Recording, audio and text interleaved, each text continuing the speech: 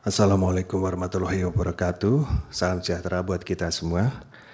Yang terhormat Ketua dan Majelis Hakim Mahkamah Konstitusi, perkenankan saya Satrio Yudiwahono alias Piu Padi, founder dan musisi dari grup band Padi dan pencipta lagu sebagian besar karya-karya lagu Padi yang masih aktif. Mewakili kami, rekan-rekan para pencipta orang perorangan warga negara Indonesia sebagai anggota, dan saya sebagai ketua dari pengurus Asosiasi Komposer Seluruh Indonesia atau disingkat AKSI yang berbadan hukum resmi yang berdiri tanggal 3 Juli 2023. Menyampaikan keterangan sebagai pihak terkait langsung dalam perkara nomor 28/PUU strip 23/2025 dan 37/PUU strip 23/2025 yang mempersoalkan ketentuan dalam Undang-Undang Republik Indonesia Nomor 28 Tahun 2014 tentang hak cipta. Sistem hak cipta adalah fondasi dari penghargaan negara terhadap hasil kreasi, daya cipta, dan kerja intelektual manusia dalam berbagai bidang dalam dunia yang semakin terdigitalisasi dan berbasis informasi. Hak cipta menjadi tidak hanya instrumen legal, akan tetapi juga sebagai simbol keadilan, keseimbangan, kepentingan, dan insentif dari sebuah penciptaan.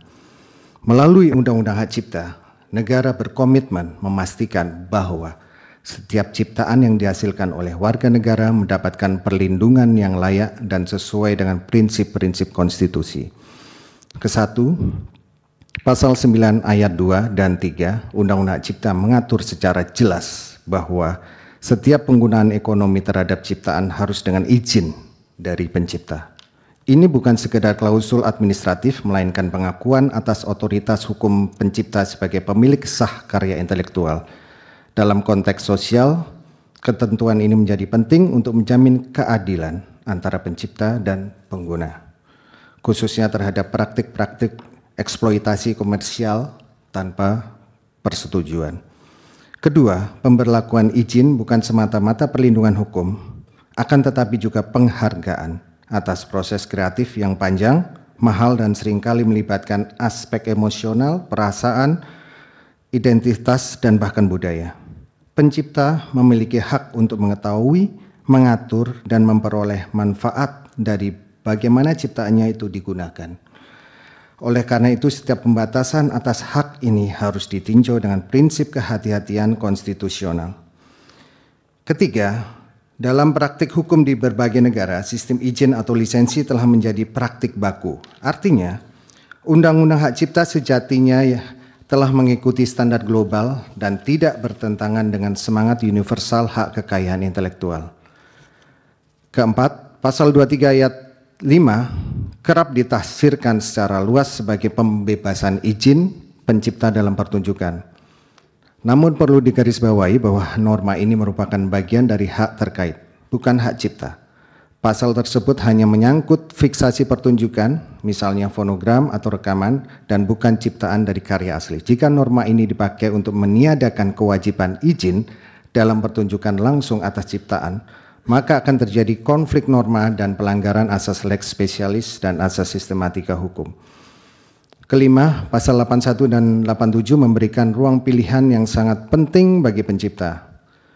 Pencipta berhak menentukan apakah akan melindungi karyanya secara langsung atau melalui LMK.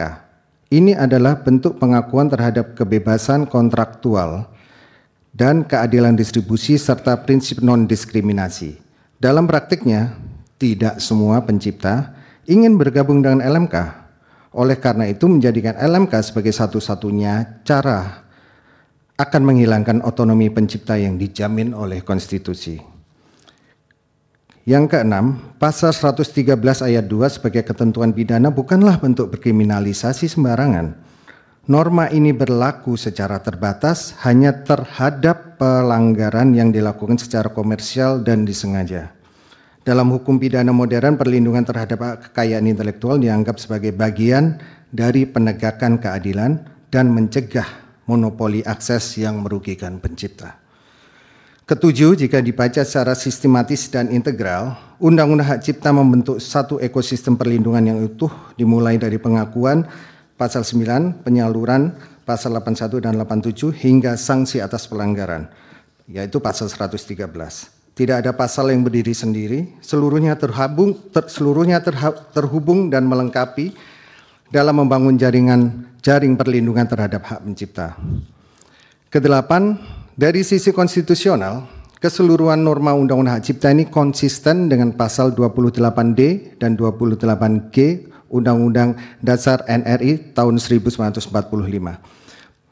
Pasal 28D menjamin hak atas perlindungan hukum yang adil dan kepastian hukum. Sementara pasal 28G menjamin keamanan dan perlindungan pribadi termasuk hak milik. Undang-Undang Hak Cipta menjadi wujud nyata pasal-pasal UUD NRI tahun 1945 tersebut. Kesembilan, mencermati realitas sosial sebagian besar pencipta di Indonesia berasal dari kalangan menengah ke bawah. Mereka tidak memiliki akses politik, kuasa pasar atau media. Yang mereka miliki hanyalah ciptaannya. Negara wajib hadir melalui perangkat hukum yang menjamin bahwa ciptaan mereka tidak dirampas secara diam-diam oleh pelaku industri besar. Kesepuluh, bila mana norma-norma tersebut dihapus atau ditafsirkan secara keliru, maka akan muncul kekacauan dalam sistem lisensi, ketidakpastian bagi pengguna yang patuh, dan kerugian bagi pencipta tentunya. Maka Mahkamah Konstitusi perlu menjaga agar penafsiran konstitusional ini tidak menghasilkan celah hukum yang dieksploitasi secara masif. Penutup, perlindungan terhadap hak cipta bukan hanya soal legalitas, akan tetapi juga soal etika, keadilan, dan masa depan industri kreatif nasional. Negara tidak boleh kalah dari kekuatan pasar. Maka sistem yang ada perlu dipertahankan dan diperkuat. Kami memohon agar Majelis Hakim Mahkamah Konstitusi mempertimbangkan keterpaduan norma-norma ini dan tetap menjaga keberlakuannya secara utuh.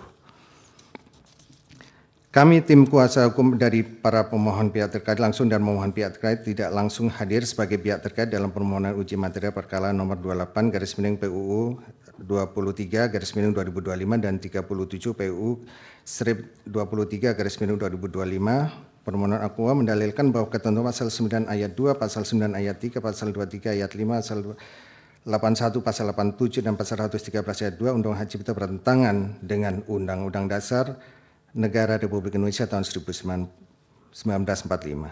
Demikianlah keterangan pihak terkait dan keterangan ad informandum ini kami sampaikan.